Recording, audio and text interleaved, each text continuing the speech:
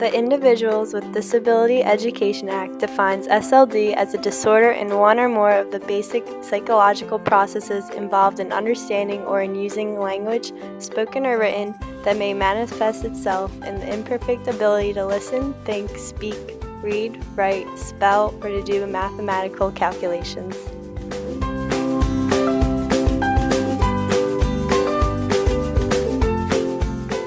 Dyslexia is a language-based learning disability.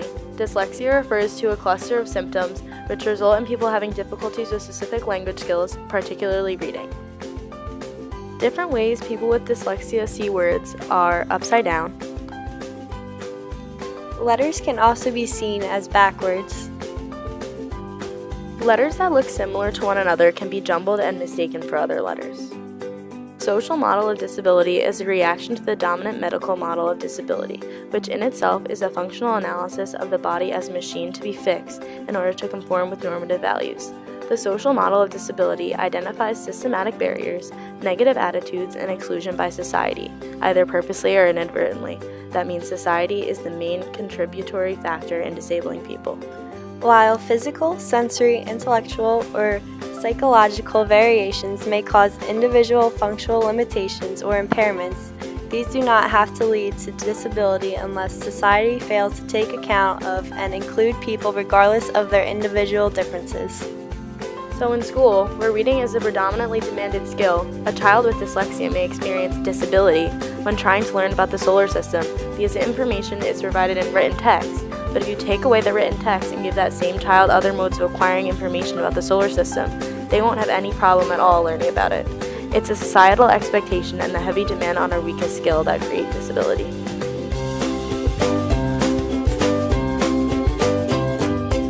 The understanding of dyslexia began in the late 19th century.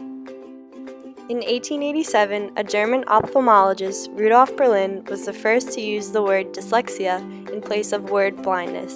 The condition was described as dyslexia, from the Greek meaning difficulty with words. In 1925, an American neurologist, Dr. Samuel T. Orton, proposed the first theory of how specific reading difficulty arose. He placed a great emphasis on the dominance of one side of the brain. Teaching strategies he developed during his research are still in use today.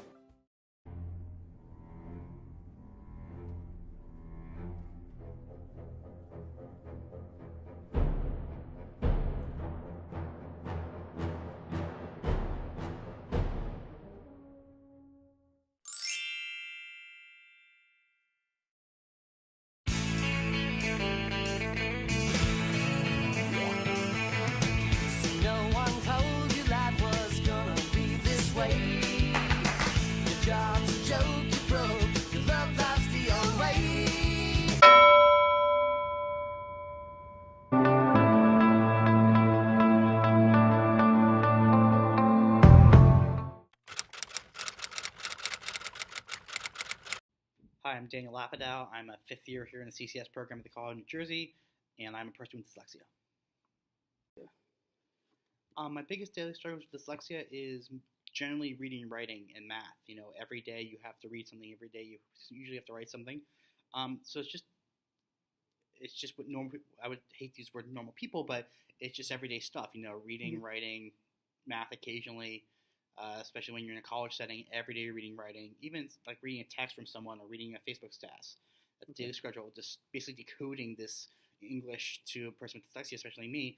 It's like a foreign language. You have to decode these crazy mathematical signs, weird equations. You have to figure out what they say. Are there any ways that having dyslexia has helped you? Oh yeah, being an artist, it helps me. I think technically, I think in 3D, I think differently. So I can basically map out an art project in my mind without ever having to pick up pencil and paper, think about it, go to the studio and make it. I think in 3D, I think in different ways. And also, it's made me very more creative in my life because I have to think outside the box for most situations. In your career as a blacksmith, do you think that dyslexia will stand in your way? If you asked me that 5 years ago, I would have said yes. Now I don't think so. Due to the, as I said before, creative aspect, I think differently in projects. The thing I really need help with in boxing is measurements. I really suck at measurements. But I'm actually working currently right now on a graph that tells me how to do measurements better, like a kind of measurement cheat sheet. But it's not really a helping way. You know, I really don't. You know, blacksmithing is a very hands-on imaginary craft. And as I said, I think in 3D, so I can think of a project getting done. The only really issue I have personally is like handling emails, customer orders, writing out work orders, and going to the metal supply shop and getting the right, and 3/8 or something like that drives me insane. I really have trouble with measurements with that.